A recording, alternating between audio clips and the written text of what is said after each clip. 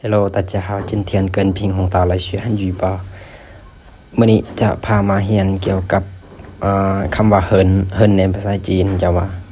จะมีลายให้เฮาเลือกใส่ตัวอย่าง天气很好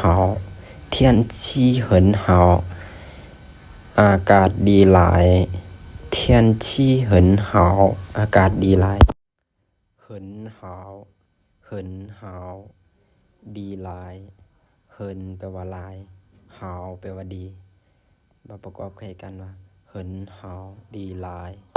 เฮินหาวชื่อเฮินหาวชื่อ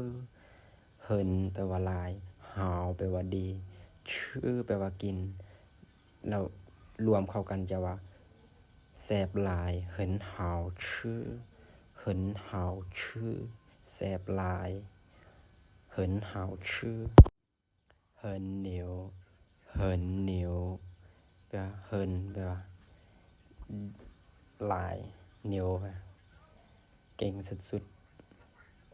ๆเฮินเหนียวเก่งสุด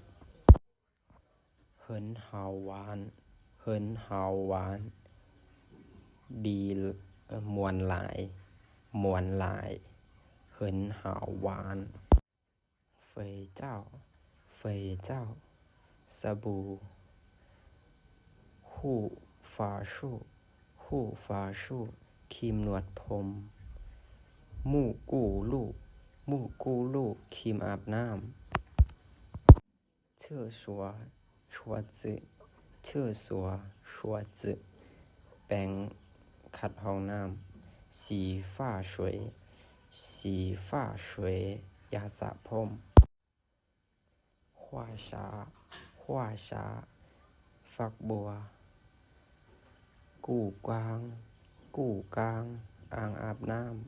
ำสีเหรียญเผินสีเหรียญเผินอ่างล้างหน้าม้าทงเผินโถม้าเพิงทงโพหัวสีดกลม้าทงม้าทงสักโค卫生纸卫生纸เช็ดชู่毛巾毛巾ผ้าเช็ดตัว毛巾架毛巾架ห้าวแขวนผ้าเช็ดตัวชุยลงโถชุยลงโถชาเจียวเตี้ยนชาเจียวเตี้ยนผ้าเช็ดตีน